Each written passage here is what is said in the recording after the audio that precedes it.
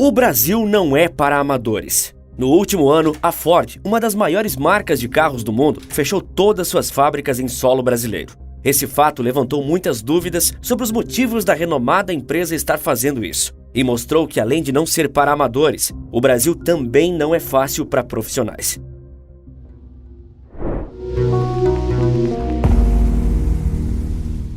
No início de 2021, a Ford confirmou uma notícia que já era aguardada desde 2019, o encerramento da produção de veículos aqui no Brasil. Apesar de aguardada, essa notícia ainda foi um baque para uma parte da população que se assustou com a perda de mais de 5 mil empregos diretos e indiretos nas plantas de São Paulo, Bahia e Ceará.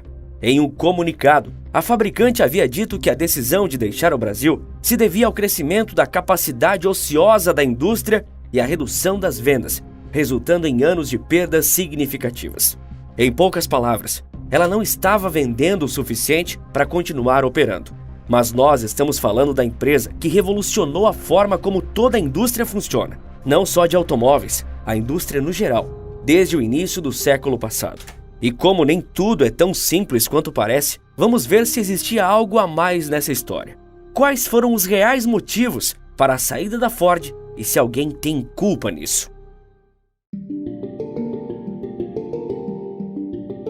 A importância histórica da Ford é inegável para o sistema de produção industrial de todo o século XX no mundo todo. Ela também foi a primeira fabricante de carros no nosso país. Chegou aqui em 1919. Nessa época, Henry Ford, fundador da empresa, já tinha revolucionado a indústria automobilística para sempre. E ele fez isso criando um modelo de produção industrial que ficou conhecido como Fordismo. Henry Ford, um dia, vendo como funcionava um abatedouro de porcos, teve a ideia de implantar aquele método nas suas fábricas. O que ele queria mesmo era criar uma linha de produção, mas esse nome não existia ainda. Isso foi no início do século XX. Os empresários ainda estavam buscando formas de maximizar seus lucros e aumentar a produtividade dos empregados. Então ele teve essa ideia de padronizar a produção, dando a cada fase do processo um lugar fixo na ordem de fabricação dos carros. E ele também queria que a mesma pessoa cuidasse sempre do mesmo processo, fazendo sempre a mesma coisa, porque assim ela se especializaria nisso e faria sua parte melhor e mais rápido. Henry Ford retirou da fabricação todos os componentes que pudessem ser artesanais e assim implementou uma total automatização dos processos industriais. Ele criou uma esteira rolante, pela qual o carro ia passando desde o começo até ficar pronto. Os operários não iam mais até os carros iam até eles. Era essa esteira que controlava o tempo de produção na indústria e que se tornou uma das versões mais memoráveis de como funciona uma fábrica. Ele também teria, no final, os carros padronizados. Isso é bem importante. Um carro funcionar tão bem quanto todos os outros. O que ele queria com isso tudo? Otimização, padronização e agilidade na produção. E conseguiu. O modelo Fordista reduziu tanto o tempo de produção de um automóvel que um veículo que antes demorava, em média, 500 minutos para ficar pronto, nas fábricas da Ford levava 2. Produzindo mais, ele teria mais veículos para vender e, obviamente, lucraria mais. Outra inovação importante entre todas as que a Ford implementou foi aumentar os salários dos próprios funcionários para que, assim, eles pudessem comprar os novos veículos da marca. Isso criava um mercado consumidor para os seus veículos e também funcionava como marketing da sua empresa, circulando por toda a cidade. Com o tempo, todas as indústrias do mundo funcionavam assim. Para se ter uma ideia, o Fordismo ainda é modelo de produção obrigatório em diversos cursos de administração e economia aqui no Brasil e em vários lugares do mundo. Até que apareceu um outro modelo, também estudado nas universidades, o Toyotismo.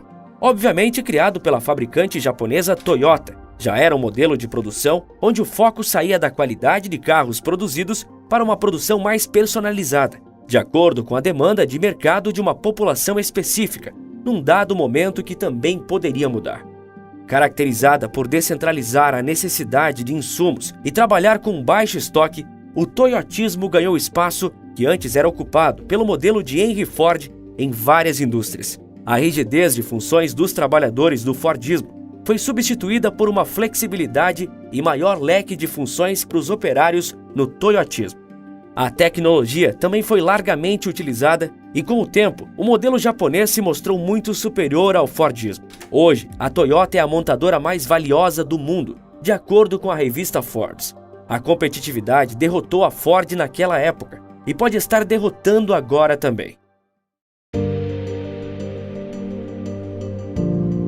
Nos últimos 3 anos, a crise sanitária e a paralisação da produção de vários insumos industriais desencadeou um choque no setor industrial como um todo, que teve suas cadeias globais de produção totalmente quebradas.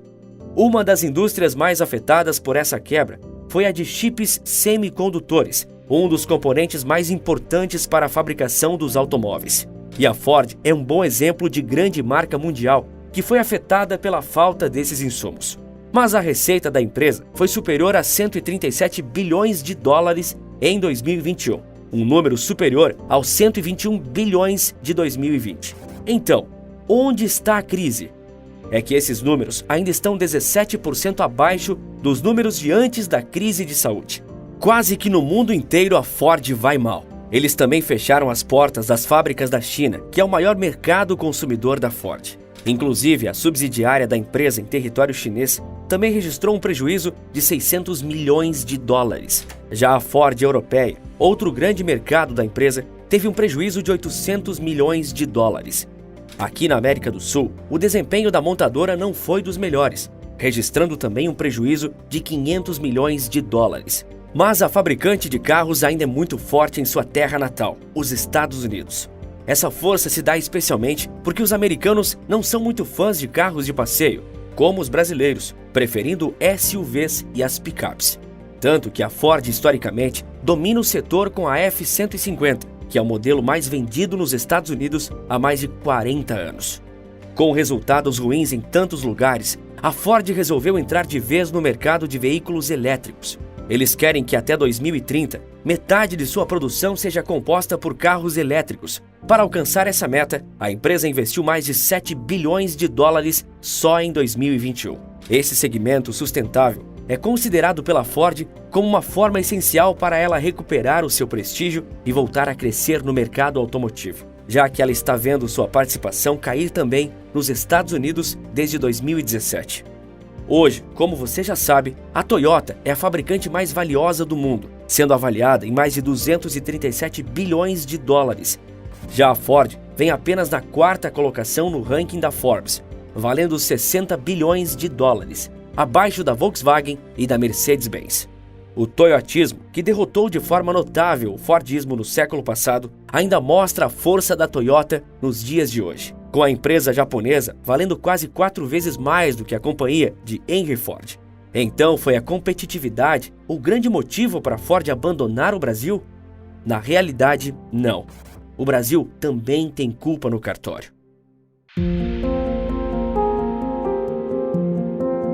Apesar de ter chegado no Brasil pouco após o início do Fordismo, a indústria automotiva brasileira só nasceu de verdade na década de 50, com o governo de Juscelino Kubitschek. Desde então, ela vivia cheia de altos e baixos. Na década de 90, com a abertura econômica, houve uma enxurrada de fabricantes estrangeiras em solo brasileiro. De 2003 a 2013, ocorreu o chamado boom do setor no Brasil, com uma grande produção aliada a um mercado consumidor aquecido.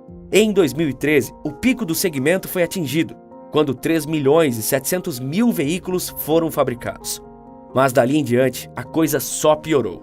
Entre 2015 e 2016, o Brasil passou por sua mais severa recessão desde 1902, e a indústria brasileira, como um todo, sofreu um forte baque, já que o país estava indo para o fundo do poço, enquanto a inflação destruía nosso poder de compra e os juros iam para as alturas.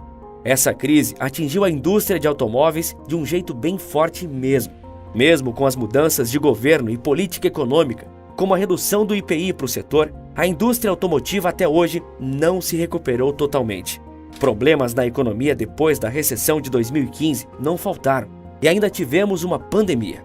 Essa instabilidade econômica atinge muito o setor automotivo, e apesar de nem sempre essas crises serem consequências de medidas erradas que nós tomamos, essas medidas erradas ainda são responsáveis por grande parte da decadência desse segmento. Vamos pegar como exemplo um efeito imediato da queda do IPI em uma outra fabricante de carros no Brasil.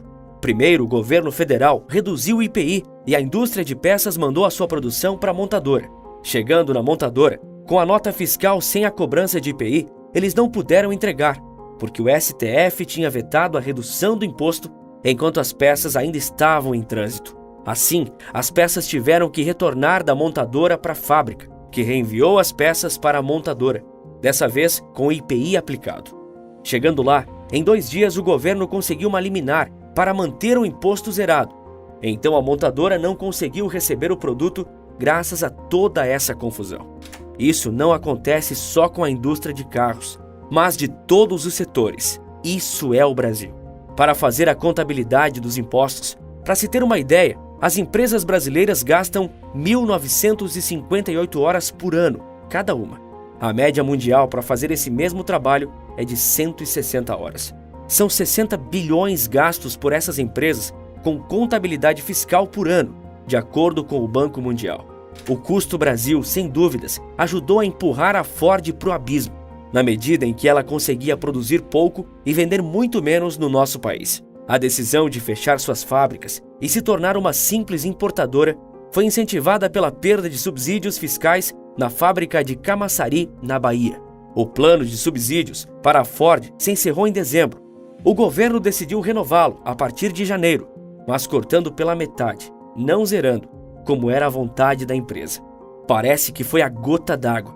Mas de lá para cá, como a Ford está se saindo no Brasil? As vendas da empresa despencaram em 72%. A participação da marca no mercado nacional caiu de 7,14% para apenas 1,91%. Então a culpa da Ford sair é exclusiva do Brasil? Nossas crises e impostos? Não. Há também a questão que falamos antes, da competição com outras montadoras. A Ford não saiu só do Brasil. O mundo não é preto ou branco, 8 ou 80. Situações como a da Ford mostram a complexidade de grandes empresas multinacionais, onde algumas coisas são internas da empresa, outras são externas. Algumas são controláveis, outras não, tanto pela empresa quanto pelo governo. Problemas complexos que apresentam uma única causa tendem a estar sendo mal avaliados. Sem dúvidas, a decisão da Ford foi estratégica, pensando inclusive no posicionamento internacional da marca. A empresa já sofreu no passado pela competitividade mundial e hoje luta para entrar de vez no setor de carros elétricos, que, por sinal, ainda não engrenou no Brasil. A competitividade, as crises, o Brasil e vários outros fatores formaram a saída da Ford de nosso país. Qualquer outra resposta mais simples não corresponde à realidade. Falando em empresas, finanças e crises, eu liberei uma aula gratuita onde eu conto para vocês a melhor oportunidade do século para um negócio anticrise e rentável através do digital, sem precisar de experiência ou largar o seu emprego atual. Para assistir, basta clicar no link da descrição. E aproveita também para seguir a gente no Instagram. Eu tô começando um conteúdo diferenciado por lá. E se eu fosse você, não perderia tempo. @maestria nos negócios. Segue lá. Os carros elétricos são uma farsa. Eles não são tão bons para o mundo como dizem ser. Quer saber mais sobre isso? Então clique nesse vídeo aparecendo na sua tela que eu te conto tudo. Por esse vídeo é isso. Um forte abraço e bons negócios!